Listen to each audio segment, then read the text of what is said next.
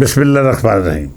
सज्जनों ਤੇ ਮਿੱਤਰੋ, ਇੱਕ ਜ਼ਮਾਨਾ ਸੀ ਜਦੋਂ ਜ਼ੁਲਫਕਾਰ ਅਲੀ ਭੱਟੋ ਦੀ ਪੀਪਲ ਪਾਰਟੀ ਨੂੰ ਹਕੀਕੀ ਅਵਾਮੀ ਤਰਜਮਾਨ ਸਿਆਸੀ ਜਮਾਤ ਆਖਿਆ ਜਾਂਦਾ ਸੀ। ਇਹਦੀ ਸਭ ਤੋਂ ਵੱਡੀ ਵਜ੍ਹਾ ਭੱਟੋ ਦੀ ਉਹ ਸੋਚ ਆਖੀ ਜਾਂਦੀ ਹੈ ਜਿਹਨੇ ਆਮ ਮਜ਼ਦੂਰ ਤਬਕੇ ਨੂੰ ਮੁਤਹਰਕ ਕੀਤਾ। ਭੱਟੋ ਚੂँकि ਆਪ ਸੋਸ਼ਲਿਜ਼ਮ ਤੋਂ ਮੁਤਾਸਰ ਸੀ, ਇਸ ਕਰਕੇ ਉਹਨੇ ਉਹ ਸਾਰੇ ਨਜ਼ਰੀਆਤ ਜਿਹੜੇ ਪਿਛੇ ਹੋਏ ਤਬਕੇ ਵਿੱਚ ਮਕਬੂਲ ਹੋ ਸਕਦੇ ਨੇ ਆਪਣੀ ਜਮਾਤ ਦੇ ਮਨਸ਼ੂਰ ਦਾ ਰੂਪ ਦੇ ਕੇ ਆਪਣੀਆਂ ਤਕਰੀਰਾਂ ਸ਼ਾਮਲ ਕਰ ਲਿਆ।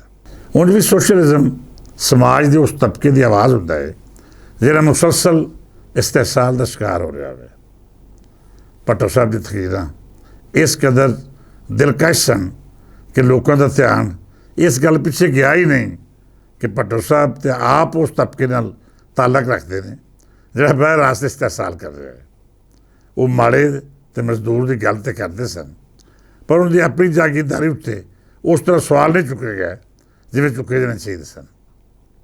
ਨਫਸੀਆਤ ਦੇ ਖੇਤਰ ਵਿੱਚ ਇਹ ਸੂਰਤ ਹਾਲ ਨੂੰ ਅਜਿਹੀ ਕਰਿਸ਼ਮਾਤੀ ਸ਼ਖਸੀਅਤ ਦਾ ਤਲਸਮ ਆਖਿਆ ਜਾਂਦਾ ਹੈ ਜਿਹਦੇ ਆਲੇ ਦੁਆਲੇ ਅਜਿਹਾ ਹਾਲਾ ਬਣ ਜਾਂਦਾ ਹੈ ਜਿਹੜਾ ਕੁਝ ਹੋਰ ਨਜ਼ਰ ਹੀ ਨਹੀਂ ਆਉਣ ਦਿੰਦਾ।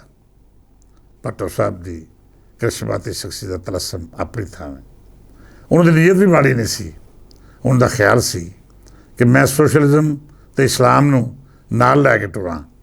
ਮੇਰੇ ਮੁਲਕ ਦਾ ਮਾੜਾ ਬੰਦਾ ਜਿਹੜਾ ਹਜ਼ਾਰਾਂ ਸਾਲ ਤੋਂ ਉੱਚੇ ਤਬਕੇ ਤੋਂ ਮੁਸਲਸਲ ਜ਼ੀਲੋ ਖਾਰ ਹੋ ਰਿਹਾ ਹੈ, ਉਹ ਵੇਲੇ ਦੇ ਨਾਲ ਆਉਣ ਵਾਲੀ ਤਬਦੀਲੀ ਤੋਂ ਫਾਇਦਾ ਚੁੱਕੇ।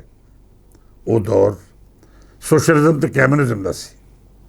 ਰੂਸ, ਚੀਨ ਅਤੇ ਦੂਜੀਆਂ ਤਾਕਤਾਂ ਬੜੀ ਤੇਜ਼ੀ ਨਾਲ ਇਹਨਾਂ ਨਜ਼ਰੀਆਤ ਤੋਂ ਮੁਤਾਸਰ ਹੋ ਰਹੀਆਂ ਸਨ।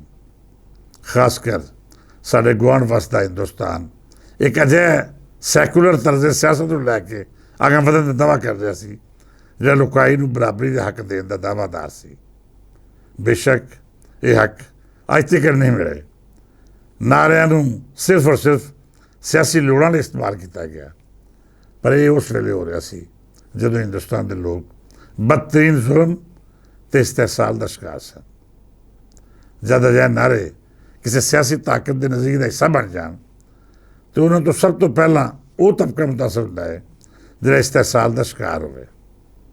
ਜ਼ਾਹਿਰ ਜੀ ਗੱਲ ਹੈ ਕਿਸੇ ਸਮਾਜ ਦਾ ਸਿਰਫ 10 ਜਾਂ 15% ਤਬਕਾ ਹੀ ਅਸ਼ਰਾਫੀਆ ਅਖਵਾਉਂਦਾ ਹੈ ਜਿਹੜਾ ਤਮਾਮ ਤਰ ਵਸਾਇਲ ਨਿਚੋੜ ਕੇ 80-85% ਤਬਕੇ ਲਈ ਸਿਰਫ ਔਰ ਸਿਰਫ ਮਰੂਬੀਆਂ ਛੱਡਦਾ ਹੈ।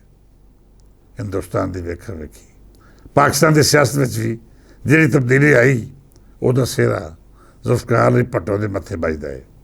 ਕਿਉਂ ਜੇ ਉਹਨਾਂ ਨੇ ਸਭ ਤੋਂ ਪਹਿਲਾਂ ਇਨਸਾਨੀ ਹੱਕਾਂ ਦੀ ਗੱਲ ਕੀਤੀ, ਫਿਰ ਆਮਰੀਅਤ ਦਾ ਨਿਜ਼ਾਮ ਚੈਲੰਜ ਕੀਤਾ ਅਤੇ ਉਸ ਬੰਦੇ ਨੂੰ ਬੋਲਣ ਦਾ ਹੱਕ ਦੇਣ ਦਾ ਦਾਅਵੇਦਾਰੀ ਕੀਤੀ ਜਿਹਦੀ ਰਾਏ ਵੀ ਕੋਈ ਅਹਿਮੀਅਤ ਨਹੀਂ ਸੀ ਹੁੰਦੀ।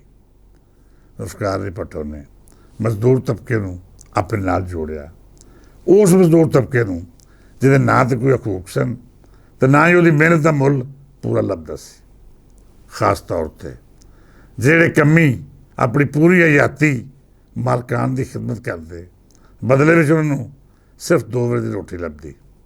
ਜਦ ਉਹਨਾਂ ਨੇ ਇਹ ਨਾਅਰਾ ਸੁਣਿਆ ਕਿ ਜਿਹੜਾ ਉਗਾਵੇ ਉਹ ਹੀ ਖਾਵੇ, ਉਹਨਾਂ ਲਈ ਇੱਕ ਨਵੀਂ ਦੁਨੀਆ ਦਾ ਦਰ ਖੁੱਲ੍ਹਿਆ। ਉਹਨਾਂ ਸਮਝਿਆ ਕਿ ਸ਼ਾਇਦ ਸਾਡੇ ਲਈ ਇੱਕ ਅਜਿਹਾ ਮਸੀਹਾ ਆਇਆ ਹੈ ਜਿਹੜਾ ਸਾਡੀਆਂ ਮਰਮੀਆਂ ਦੂਰ ਕਰਕੇ ਸਾਡੀ ਆਵਾਜ਼ ਬਣੇਗਾ ਅਤੇ ਸਾਨੂੰ ਉਸ ਤਬਕੇ ਤੋਂ ਆਜ਼ਾਦੀ ਦਿਵਾਏਗਾ ਜਿਹੜਾ ਸਾਡੀਆਂ ਹੱਡੀਆਂ ਕਈ ਸਦੀਆਂ ਬਲਕਿ ਹਜ਼ਾਰਾਂ ਵਰ੍ਹਿਆਂ ਤੋਂ ਨਿਚੋੜ ਰਿਹਾ ਹੈ। ਮਿੱਤਰ ਪਿਆਰਿਓ, ਪੁਰਕਸ਼ਸ਼ ਨਜ਼ਰੀਆ ਅਤੇ ਸਿਆਸੀ ਜੱਦੋਜਹਿਦ ਆਪਣੀ ਲੀਡਰਸ਼ਿਪ ਦੀ ਸ਼ਖਸੀਅਤ ਭਾਰ ਮਕਬੂਲ ਹੁੰਦੀ ਹੈ। ਕੋਈ ਮੰਨੇ ਜਾਂ ਨਾ ਮੰਨੇ, ਪਾਕਿਸਤਾਨ ਬਣਨ ਮਗਰੋਂ ਸਭ ਤੋਂ ਅਹਿਮ ਤਲਸਮਾਤੀ ਸ਼ਖਸੀਅਤ ਜਿਹੜੀਆਂ ਸਿਆਸੀ ਮੈਦਾਨ ਵਿੱਚ ਆਈਆਂ ਉਹਨਾਂ ਵਿੱਚੋਂ ਪਹਿਲੇ ਜਾਂ ਦੂਜੇ ਨੰਬਰ ਉੱਤੇ ਅਸੀਂ ਜ਼ੁਲਫਕਾਰ ਅਲੀ ਭੱਟੋ ਨੂੰ ਰੱਖਾਂਗੇ। ਭੱਟੋ ਸਾਹਿਬ ਬੇਸ਼ੱਕ ਜਾਗੀਰਦਾਰ ਸੀ। ਉਹਨਾਂ ਕਦੀ ਉਹ ਮਿਹਨਤ ਨਹੀਂ ਸੀ ਕੀਤੀ ਜਿਹੜੀ ਇੱਕ ਮਜ਼ਦੂਰ ਆਪਣੀ ਸਾਰੀ ਆਜ਼ਾਦੀ ਕਰਕੇ ਬੜੀ ਮੁਸ਼ਕਿਲ ਜ਼ਿੰਦਗੀ ਦਾ ਸਫ਼ਰ ਅਗਾਂਹ ਤੋੜਦਾ ਹੈ। ਇਹਦੇ ਬਾਵਜੂਦ ਭੱਟੋ ਨੇ ਆਪਣੇ ਆਪ ਨੂੰ ਇੱਕ ਮਜ਼ਦੂਰ ਅਤੇ ਆਮ ਆਦਮੀ ਦੇ ਰੂਪ ਵਿੱਚ ਢਾਲ ਲਿਆ। ਉਹਦਾ ਰਹਿਣ ਸਹਿਣ, ਖਾਣਾ ਪੀਣਾ, ਉੱਠਣਾ ਬੈਠਣਾ ਅਤੇ ਲੋਕਾਂ ਨਾਲ ਗੱਲਬਾਤ ਕਰਨਾ ਇੰਝ ਹੀ ਸੀ ਜਿਵੇਂ ਇੱਕ ਆਮ ਆਦਮੀ ਦਾ ਰੂਪ ਹੋਵੇ।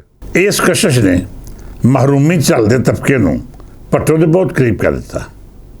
ਨਾਅਰੇ ਲਾਉਣਾ, ਨਜ਼ਰੀਆ ਦੇਣਾ ਜਾਂ ਫਿਰ ਜਲਸੇ ਵਿੱਚ ਲੋਕਾਂ ਉੱਤੇ ਆਪਣੀਆਂ ਗੱਲਾਂ ਦੇ ਨਾਲ ਜਾਦੂ ਕਰ ਦੇਣਾ ਇੱਕ ਵੱਖਰੀ ਗੱਲ ਹੈ ਅਤੇ ਇਹਨਾਂ ਗੱਲਾਂ ਉੱਤੇ ਅਮਲ ਕਰਨਾ ਬਿਲਕੁਲ ਮੁਖਤਲਿਫ ਮਾਮਲਾ ਹੈ। ਜਦ ਭੱਟੋ ਦਾ ਕਾਫਲਾ ਨਿਜ਼ਾਮ ਨੂੰ ਤਬਦੀਲ ਕਰਨ ਦੀ ਗੱਲ ਕਰ ਰਿਹਾ ਸੀ ਅਤੇ ਮੇਰੇ ਜਿਹੇ ਨੌਜਵਾਨ ਉਹਦੀ ਸਭ ਤੋਂ ਵੱਡੀ ਤਾਕਤ ਸਨ। ਉਹਨਾਂ ਦਾ ਖਿਆਲ ਸੀ ਕਿ ਭੱਟੋ ਸਾਹਿਬ ਇਕਤਿਦਾਰ 'ਚ ਆ ਕੇ ਉਹ ਨਿਜ਼ਾਮ ਬਦਲ ਦੇਣਗੇ ਜਿਹੜਾ ਮਾੜੇ ਬੰਦਾ ਇਸਤਹਿਸਾਲ ਕਰ ਰਿਹਾ। ਮੈਰਿਟ ਦੀ ਗੱਲ ਹੋਵੇਗੀ ਤਾਂ ਕਾਨੂੰਨ ਸਭ ਨੂੰ ਬਰਾਬਰੀ ਦੀ ਬੁਨਿਆਦ 'ਤੇ ਵੇਖੇਗਾ। ਇਹ ਖ਼ਵਾਬ ਬਹੁਤ ਚੰਗੇ ਸਨ। ਇਹਨਾਂ ਖ਼ਵਾਬਾਂ ਦੇ ਤਾਕਤ ਵਿੱਚ ਮੇਰੀ ਨਸਲ ਨੇ ਹਰ ਉਹ ਮਰਹਲਾ ਤੈਅ ਕੀਤਾ ਜਿਹੜਾ ਕਈ ਵਾਰੀ ਤੇ ਮਕਤਲ ਵਿੱਚ ਹੋ ਕੇ ਅਗਾਂਹ ਵੱਧਦਾ ਸੀ। ਸਟੈਬਲਿਸ਼ਮੈਂਟ ਨੂੰ ਚੈਲੰਜ ਕੀਤਾ ਗਿਆ। ਅਸ਼ਰਾਫੀਆਂ ਦੇ ਹੱਥੀਂ ਪੈ ਇਸਤਹਿਸਾਲੀ ਤਬਕੇ ਨਾਲ ਮੱਥਾ ਲਾਇਆ। ਹਰ ਜ਼ਾਲਮ ਨੂੰ ਡੱਕਾ ਲਾ ਕੇ ਸਾਬਤ ਕਰ ਦਿੱਤਾ ਕਿ ਜਦ ਆਵਾਮ ਆਪਣੀ ਅੱਖਾਂ ਲਈ ਜਾਗ ਜਾਏ ਤਾਂ ਫਿਰ ਉਹਨੂੰ ਕੋਈ ਨਹੀਂ ਡੱਕ ਸਕਦਾ। ਇਹ ਸਭ ਕੁਝ ਚੱਲ ਰਿਹਾ ਸੀ, ਸ਼ਾਇਦ ਅਗਾਂਹ ਵੀ ਚੱਲਦਾ ਰਹਿੰਦਾ ਅਤੇ ਅੱਜ ਪਾਕਿਸਤਾਨ ਦੀ ਕਿਸਮਤ ਇਹਨੂੰ ਕਿਸੇ ਹੋਰ ਮੁਕਾਮ ਉੱਤੇ ਵੇਖਦੀ। ਇਹ ਸਾਰੇ ਮਾਮਲਾਤ ਉਸ ਦਿਨ ਵਿਗੜ ਗਿਆ ਜਿਸ ਦਿਨ ਭੱਟੋ ਸਾਹਿਬ ਨੇ ਇਕਤਿਦਾਰ ਵਿੱਚ ਆ ਕੇ ਆਪਣੇ ਨਜ਼ਰੀਏ ਨੂੰ ਇੱਕ ਪਾਸੇ ਰੱਖ ਕੇ ਉਹਨਾਂ ਲੋਕਾਂ ਨੂੰ ਆਪਣੇ ਆਲੇ ਦੁਆਲੇ ਇਕੱਠਾ ਕਰ ਲਿਆ ਜਿਹੜੇ ਪਹਿਲਾਂ ਹੀ ਇਸਤਹਿਸਾਲੀ ਤਬਕੇ ਦਾ ਚਿਹਰਾ ਮੋਹਰਾ ਸਨ। ਉਹ ਸਾਰੇ ਨਜ਼ਰੀਆਤੀ ਅਤੇ ਤਹਿਰੀਕੀ ਲੀਡਰ ਜਿਨ੍ਹਾਂ ਮਾਰਸ਼ਲਾਂ ਦੇ ਖਿਲਾਫ ਜੰਗ ਲੜੀ, ਜਿਹੜੇ ਅਵਾਮੀ ਹੱਕਾਂ ਦੀ ਆਵਾਜ਼ ਬਣੇ, ਜਿਨ੍ਹਾਂ ਆਖਿਆ ਕਿ ਜਿਹੜਾ ਮਿਹਨਤ ਕਰੇਗਾ ਵਸਾਇਲ ਤੇ ਉਹਦਾ ਹੱਕ ਹੋਵੇਗਾ, ਉਹ ਵੇਲੇ ਦੇ ਨਾਲ ਨਾਲ ਭੱਟੋ ਸਾਹਿਬ ਤੋਂ ਦੂਰ ਹੁੰਦੇ ਗਏ। ਸ਼ਾਇਦ ਇਹਦੀ ਵਜ੍ਹਾ ਭੱਟੋ ਸਾਹਿਬ ਦੀ ਮੁਨਾਫਕਤ ਨਾ ਹੋਵੇ, ਬਲਕਿ ਅਸ਼ਰਾਫੀਆ ਦਾ ਇੰਨਾ ਤਾਕਤਵਰ ਹੋਣਾ ਅਤੇ ਉਸ ਤਬਕੇ ਦੀਆਂ ਜੜ੍ਹਾਂ ਇੰਨੀਆਂ ਮਜ਼ਬੂਤ ਹੋਣੀਆਂ ਹੋ ਸਕਦੀਆਂ ਨੇ ਜਿਹੜਾ ਕਈਆਂ ਸਦੀਆਂ ਤੋਂ ਇਕਤਦਾਰ ਅਤੇ ਇਖਤਿਆਰ ਉੱਤੇ ਕਾਬਜ਼ ਸੀ। ਭੱਟੋ ਜਿਹਾ ਕਰਿਸ਼ਮਾਤੀ ਕਿਰਦਾਰ ਵੀ ਉਸ ਤਬਕੇ ਨੂੰ ਹਰਾ ਨਹੀਂ ਸਕਿਆ। ਫਿਰ ਵੀ ਭੱਟੋ ਨੇ ਇੱਕ ਤਹਿਰੀਕ ਬਣ ਕੇ ਕੌਮ ਨੂੰ ਬੇਦਾਰੀ ਦਾ ਇੱਕ ਅਜਿਹਾ ਸਬਕ ਜ਼ਰੂਰ ਦਿੱਤਾ ਕਿ ਸਦੀਆਂ ਦੀ ਮਾਰੂਮੀ ਇੱਕ ਜਾਗਰਤੀ ਬਣ ਕੇ ਇਸਤਹਿਸਾਲ ਕਰਨ ਵਾਲੇ ਨੂੰ ਚੈਲੰਜ ਕਰਨ ਲੱਗ ਪਈ। ਭੱਟੋ ਬੇਸ਼ੱਕ ਆਪਣੇ ਅਲਖਾਬ ਨੂੰ ਤਾਬੀਰ ਨਹੀਂ ਸੀ ਕਰ ਸਕਿਆ, ਪਰ ਫਿਰ ਵੀ ਉਹਨੇ ਜਿੰਨੀ ਕੋਸ਼ਿਸ਼ ਕੀਤੀ ਆਵਾਮ ਨੇ ਉਹਦਾ ਆਦਰ ਕੀਤਾ। ਜਦੋਂ ਮਾਰਸ਼ਲ ਰਹਿ ਗਿਆ ਅਤੇ ਉਦੋਂ ਸਾਰੇ ਨਜ਼ਰੀਆਤੀ ਅਤੇ ਤਹਿਰੀਕੀ ਲੋਕ ਜਿਹੜੇ ਭੱਟੋ ਤੋਂ ਨਾਰਾਜ਼ ਹੋ ਕੇ ਇਕਤਦਾਰ ਦੇ ਦਿਨਾਂ ਵਿੱਚ ਦੂਰੀ ਇਖਤਿਆਰ ਕਰ ਗਏ ਸਨ, ਉਹ ਸਾਰੇ ਇਕੱਠੇ ਹੋ ਕੇ ਉਸ ਤਹਿਰੀਕ ਦਾ ਹਿੱਸਾ ਬਣ ਗਿਆ ਜਿਹੜੀ ਇੱਕ ਵਾਰੀ ਫਿਰ ਜਮਹੂਰੀ ਅਤੇ ਇਨਸਾਨੀ ਹਕੂਕ ਲਈ ਸ਼ੁਰੂ ਹੋਈ। ਜਿੰਨਾ ਅਯੂਬ ਅਤੇ ਯਾਹੀਆ ਦੌਰ ਵਿੱਚ ਜੇਲ੍ਹਾਂ ਕੱਟੀਆਂ, ਅਜ਼ਾਬ ਝੱਲੇ, ਕੁਰਬਾਨੀਆਂ ਦਿੱਤੀਆਂ, ਉਹ ਤਬਕਾ ਇੱਕ ਵਾਰੀ ਫਿਰ ਮੈਦਾਨ ਵਿੱਚ ਸੀ ਅਤੇ ਇੱਕ ਨਵੇਂ ਡਿਕਟੇਟਰ ਜ਼ਿਆਉਲ ਹਕ ਦਾ ਜ਼ੁਲਮ ਬਰਦਾਸ਼ਤ ਕਰ ਰਿਹਾ ਸੀ। ਇਹ ਦੂਜੀ ਵਾਰੀ ਸੀ ਕਿ ਨਜ਼ਰੀਆਤੀ ਲੋਕ ਸਭ ਗਿਲੇ ਸ਼ਿਕਵੇ ਭੁੱਲ ਕੇ ਪੀਪਲ ਪਾਰਟੀ ਦੇ ਨਾਲ ਖਲੋ ਕੇ ਲੋਕ ਹੱਕਾਂ ਦੀ ਗੱਲ ਕਰਨ ਲੱਗ ਪਏ ਅਤੇ ਇਹਦੇ ਬਦਲੇ ਉਹਨਾਂ ਹਰ ਉਹ ਕੁਰਬਾਨੀ ਦਿੱਤੀ ਜਿਹੜੀ ਉਹਨਾਂ ਲਈ ਮੁਮਕਿਨ ਸੀ। ਭੱਟੋ ਦੇ ਫਾਹੇ ਲੱਗਣ ਮਗਰੋਂ ਜ਼ਿਆਉਲ ਹਕ ਨੇ ਪੀਪਲ ਪਾਰਟੀ ਨੂੰ ਦਫਨ ਕਰਨ ਲਈ ਹਰ ਚਾਲ ਚੱਲੀ, ਪਰ ਪੀਪਲ ਪਾਰਟੀ ਮਰੀ ਨਹੀਂ। ਮੋਹਤਰਮਾ ਬੇਨਜ਼ੀਰ ਭੱਟੋ ਵਾਪਸ ਆਈ ਅਤੇ ਇਹ ਜਮਾਤ ਪਹਿਲਾਂ ਤੋਂ ਵੱਧ ਤਾਕਤਵਰ ਹੋ ਕੇ ਸਾਹਮਣੇ ਆ ਗਈ, ਕਿਉਂ ਜੇ ਇਹਦੇ ਪਿੱਛੇ ਲੁਕਾਈ ਦੀ ਤਾਕਤ ਸੀ।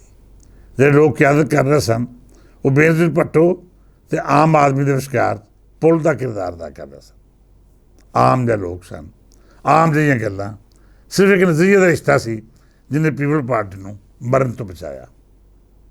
ਮਿੱਤਰ ਪਿਆਰਿਓ, ਉਹ ਪੀਪਲ ਪਾਰਟੀ ਜਿਹੜੀ ਅਯੂਬ, ਯਾਹੀਆ ਅਤੇ ਜ਼ਿਆ ਦਾ ਦੌਰ ਵੇਖ ਕੇ ਵੀ ਮੁੱਕੀ ਨਹੀਂ, ਜਿਹਦੀ ਹਿੰਮਤ ਹਮੇਸ਼ਾ ਕਾਇਮ ਰਹੀ, ਜਿਹਦਾ ਨਜ਼ਰੀਆਤੀ ਕਾਰਕੁਨ ਕਿਸੇ ਵੀ ਤਰ੍ਹਾਂ ਦੇ ਹਾਲਾਤਾਂ ਦਾ ਸਾਹਮਣਾ ਕਰਦਾ ਰਿਹਾ। ਕੀ ਵਜ੍ਹਾ ਹੈ ਕਿ ਅੱਜ ਲਾਹੌਰ ਵਿੱਚ ਜਲਸਾ ਹੁੰਦਾ ਹੈ ਤਾਂ ਚੰਦ ਕੁਰਸੀਆਂ ਤੋਂ ਇਲਾਵਾ ਕੋਈ ਬੰਦਾ ਨਹੀਂ ਲੱਭਦਾ। ਇਹ ਸਭ ਗੱਲਾਂ ਕੱਲ੍ਹ ਤੁਹਾਡੇ ਨਾਲ ਕਰਾਂਗੇ ਤਾਂ ਤੁਹਾਨੂੰ ਦੱਸਾਂਗੇ ਕਿ ਪੀਪਲ ਪਾਰਟੀ ਦਾ ਸਵਾਲ ਕਿਉਂ ਅਤੇ ਕਿਵੇਂ ਆਇਆ। ਅੱਜ ਲਈ ਇੰਨਾ ਹੀ, ਕੱਲ੍ਹ ਤੱਕ ਇਜਾਜ਼ਤ ਦਿਓ ਅਤੇ ਆਪਣੇ ਮਸ਼ਵਰੇ ਅਤੇ ਰਾਏ ਤੋਂ ਜ਼ਰੂਰ ਆਗਾਹ ਕਰੋ। ਕੱਲ੍ਹ ਫੇਰ ਮਿਲਾਂਗੇ। ਰੱਬ ਰੱਖ।